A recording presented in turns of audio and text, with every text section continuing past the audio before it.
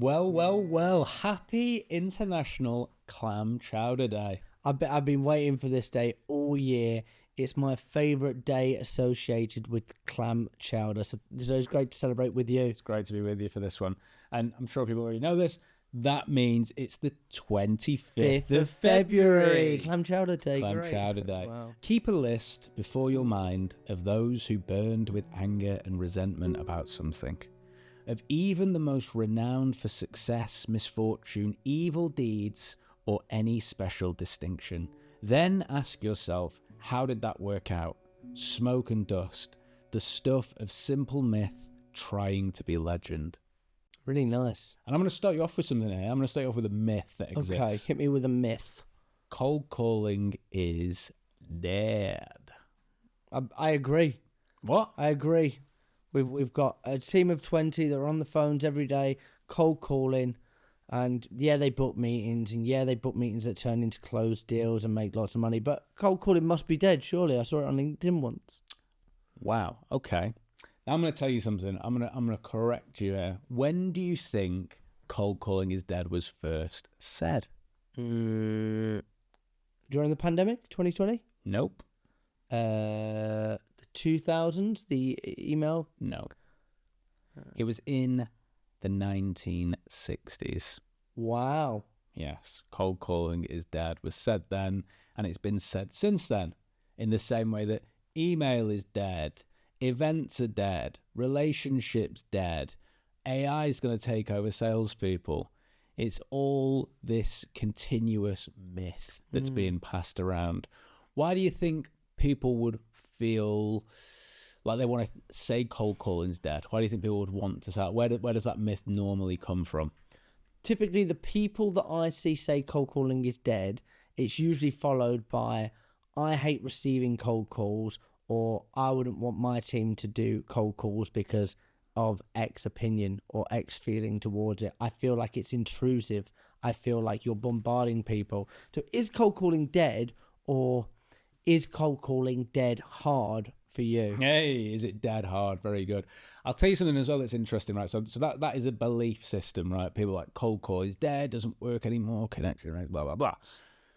Most salespeople will ring at the level they believe they're worth.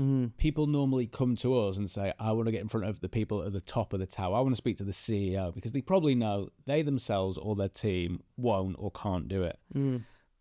I've had many a time where I've called the CEO and I've said, Jack, I'm sure you get millions of these, so I'll just be really upfront with mine. It's actually a cold call, so I don't know if you want to hang up on me now, throw your phone out the window, or let me have 30 seconds.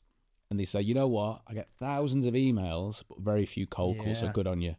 I sat down with the CEO of a massive software company who said they receive 1,000 cold emails on a weekly basis. 1,000? 1,000, and they have to go through on a Sunday night and delete them all. And every now and then there'll be something they see that might be a bit interesting or creative that they'll be like, all right, but hardly any cold calls. Wow. Why do you think that is? Because we speak about it in previous episodes, but like communication style, especially as young people are typically at the forefront of SDRing and developing new business and lead generation and things like that. They've grown up in a world that, do you remember me and you? We've been mates a long time now. Too long. I used to call you on the landline. You used to call me on your landline. Yeah, I used to call you on your landline and say, You play it out. do you want to play out today? And then I'd call you on your mobile and you'd be like, oh, I've just got £10 credit. Yeah. And then slowly over time, you'd use your phone box, your landline, but then texting started. And then Messenger started. And then WhatsApp took over. Then all of a sudden, people aren't actually talking anymore. There's a lot of written communication back and forward. That's where a lot of Gen Z are feeling comfortable. So if it's not something that you've always known, why would you necessarily want to do something unknown that might be scary? It's often not taught either, is it? So you're learning at school how to write, which obviously is very useful, but you're learning a lot of skills, and unless you're looking for those extracurricular, or your options that you pick are drama based or speaking or whatever it may be, there's probably no scenario where you're being forced into those spots anymore. Because like you say, you can talk in text, or you can get on the bloody Facebooks, can't you? bloody What do they call the bloody Bebo and that, can't you? Bebo, yeah. So because that's been abandoned, and then think of things like the pandemic, the next batch of salespeople that are coming through now often are those people that have been in a pandemic, been raised on the phone, and perhaps haven't been put in those uncomfortable situations.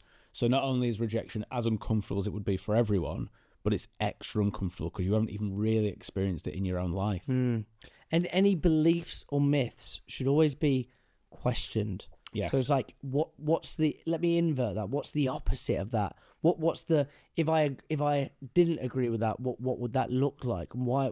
How could the opposite of that be valuable to me? And it's just about questioning. And so many people go through their lives of, no, I've got this set of beliefs, and actually I don't want to change. I'm comfortable having this. But the best people that are successful change their beliefs, and they grow their beliefs, and they get beliefs are like shackles on your feet. And sometimes you're walking around with things that you didn't even know existed, but your parents instilled in you decades ago. Yeah. And it's up to you to cut those shackles loose.